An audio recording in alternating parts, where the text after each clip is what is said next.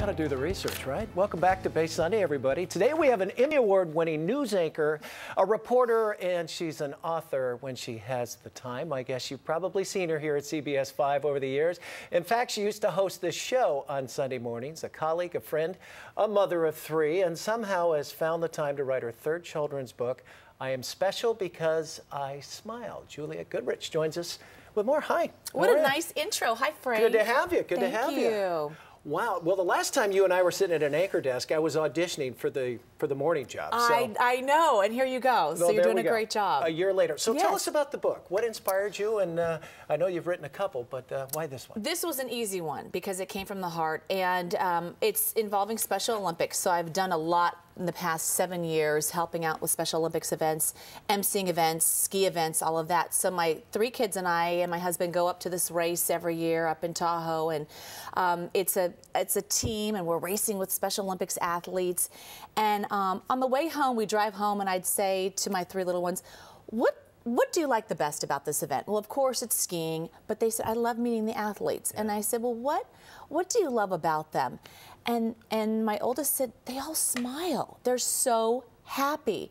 And so, of course, you know, as a book writer and author, I said, okay. There you go. That's our next book. Good idea. Yeah, and they are special because they smile. I mean, there's so much energy. I know you've done events. Yeah, I have. That involve Special Olympics athletes. Not only do they smile, they can dance. No kidding. I mean, they love to dance. Yes, absolutely. This should be, I'm sure it'll become mandatory reading for all Special Olympians because it's such great. Have you had a reaction from them at all? Have you showed them the book? It's been great. We've gone to a lot of schools where there's special needs students mixed in with mainstream students. I've done a lot of reading there. We auctioned off hundreds of books at this ski event a couple weeks ago, and they were so excited, and they got it, and they were so happy to see a book that kind of really pins what they're all about. Good hearts, happy, smiling, you know. And mind you, not just for Special Olympians. I mean, this is a great bedtime story for kids. Yes. You know, lessons learned, and you get some great smiles. So show a couple of pictures for us, and who was your illustrator, too? Just to give you an idea, yes, I work with an illustrator, and you know what, I have to say, my kids help too, because they'll look at some of the pictures and go, Mom, you know, they need to have a bigger smile, or Mom, can you make George, who they know up there, who skis, an Olympian, he's a little bit more roly-poly than the picture shows, or whatever. So some of the kids in here are actually It reflects them, yes. Oh, no kidding, all right. So, you know, one page, they look at the world from a different place and embrace life's challenges with a smile on their face. So when you turn this page, pause for a while and try it yourself. Just smile. Here's the big one right there. And this is what always brings all the cheers, you know, when I go to schools and we'll pose, everyone holding a book and smiling. And I think also the real message, because I work with Special Olympics Northern California organization, is they're really trying to get the message out that a lot of these schools in the Bay Area have these special needs programs, athletic programs at public schools. And they're trying to include mainstream students as well, because they see a real benefit for both sides.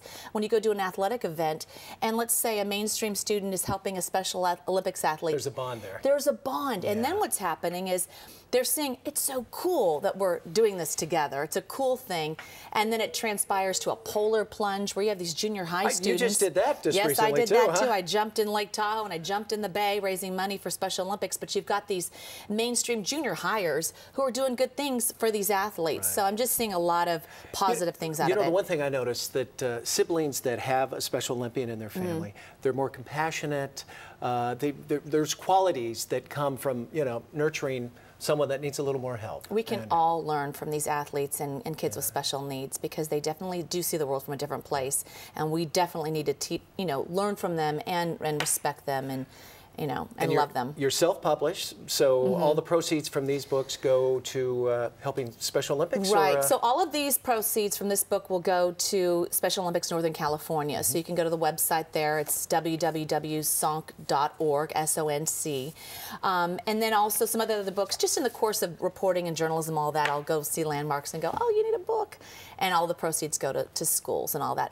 And you could write a book, too. I know there's an author in you, Frank. I just know it. I've thought about it. You know, you start with roses are red, violets are blue. I sat on the bench for so many years. I always thought about an athletic book about that, but we got to go. We're running out of time. All right, I know we talk forever, right? If you'd like a copy of I Am Special Because I Smile, go to your local bookstore. You can buy it online at SONC, like Juliette just said, for Special Olympics NorthernCalifornia.org or authorhouse.com. That's our show. Back next week. Have a good week, everybody.